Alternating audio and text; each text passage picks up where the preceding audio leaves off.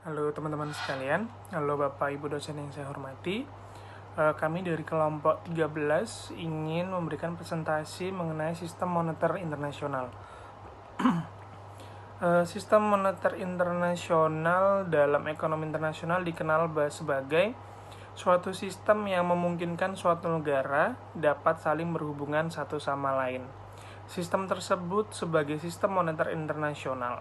Sistem moneter internasional menunjukkan seperangkat kebijakan, institusi, praktek, peraturan, dan mekanisme yang menentukan tingkat di mana suatu mata uang ditukarkan dengan mata uang lainnya.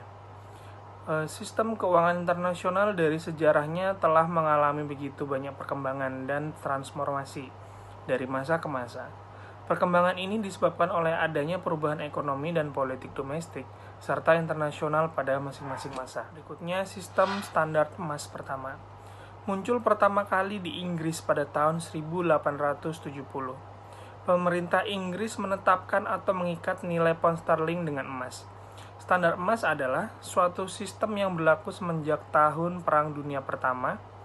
Dengan adanya Perang Dunia Pertama serta depresi, negara-negara Eropa dilanda inflasi dan ketidakstabilan politik. Sistem moneter internasional menjadi kacau. Kekacauan ini menimbulkan tidak percayanya dunia terhadap pound sterling. Pada tahun 1931, Inggris menanggalkan standar emas, pound sterling, dan nilai US dollar jatuh. Ya, berikutnya sistem Bretton Woods pada tahun 1944 sampai dengan tahun 1973. Dalam perjanjian Bretton Woods, New Hampshire, Amerika Serikat, terbentuk dua badan internasional, IBRD World Bank dan DMI IMF. Sistem kurs falas yang dipakai DMI atau IMF menurut peraturan mula-mulanya adalah kurs kurs tetap dan tidak memperbolehkan negara anggota melakukan pengawasan devisa kecil kecuali apabila negara mengalami krisis moneter. Selama periode ini, dolar merupakan mata uang yang sangat penting di dalam lalu lintas moneter internasional. Pada Bretton Woods tahun 1944 sampai dengan 1973, peranan dolar timbul sehabis Perang Dunia Kedua, di mana terjadi kekurangan dolar di negara-negara Eropa, memerlukan uang untuk memulihkan perekonomian dan satu-satunya sumbernya adalah dolar Amerika Serikat. Sehingga banyak diminta konsekuensinya emas menjadi tergeser oleh dolar. Berikutnya lahirnya IMF dan World Bank. Pertama, periode Perang Dunia pada tahun 1914 hingga tahun 1944. Ada 2 poin. Pertama, bigger than net worth devaluation dan lahirnya IMF dan World Bank. Yang kedua, periode kurs tetap pada tahun 1945 sampai dengan tahun 1973. Ada 2 poin, perjanjian Bretton Woods, dan yang kedua, kebijakan Presiden Nixon pada tanggal 15 Agustus tahun 1971. Poin yang ketiga ada post Bretton Woods yang berlangsung selama tahun 1973 sampai dengan sekarang.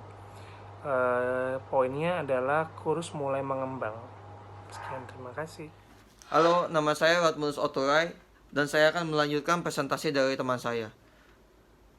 Dan saya akan menjelaskan tujuan pendirian IMF dan meningkatkan kerjasama masalah-masalah moneter, yaitu memperluas perdagangan dan investasi dunia, mengurangi pembatasan pemerintah terhadap lalu lintas pembayar internasional, menyediakan fasilitas kredit untuk mempertahankan stabilitas kurs bagi negara anggota yang mengalami kesulitan neraca pembayaran. Selanjutnya saya akan menjelaskan tentang tujuan World Bank, yaitu memberikan pinjaman dengan bunga relatif rendah kepada berbagai negara untuk mendorong pembangunan ekonomi, namun tetap berlandaskan profit oriented. Di sini ada 5 tujuan utama didirikannya Bank Dunia. Yang pertama, membantu rekonstruksi dan pembangunan dengan cara memfasilitasi investasi modal untuk tujuan tertentu suatu negara. Yang kedua, mendorong investasi lewat jaminan atau pinjaman. Yang ketiga, membantu pedagang internasional dengan cara mempertahankan keseimbangan saldo pembayaran. Yang keempat, Menyusun pinjaman internasional yang dapat membiayai proyek negara, baik besar ataupun kecil dengan jaminan.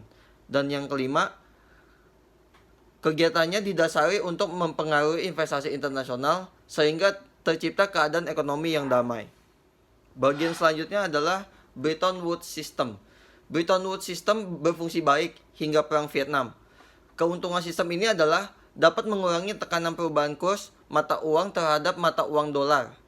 Mata uang negara-negara di dunia pun relatif stabil karena dijamin oleh dolar Amerika Serikat.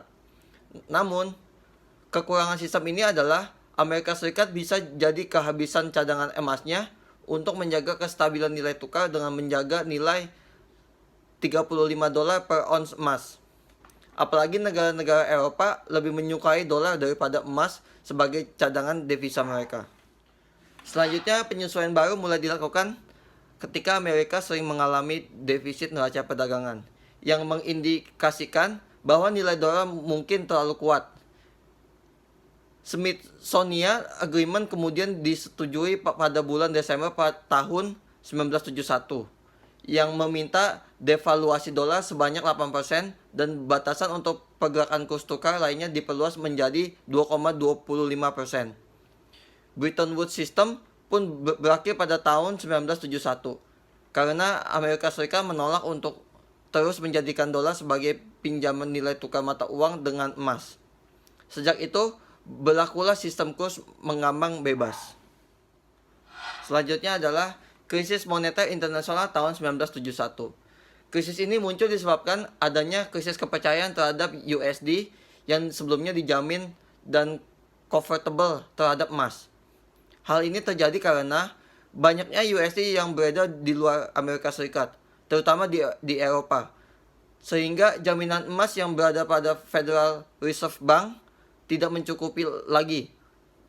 Terlalu banyaknya USD yang beredar di luar AS antara lain disebabkan oleh defisit BOP. Pertumbuhan ekonomi Eropa dan Jepang sangat pesat. Impor Amerika Serikat di kedua negara tersebut cukup besar, sehingga banyak USD yang beredar di luar negeri. Pertumbuhan petrodolar setelah krisis energi awalnya 1970-an.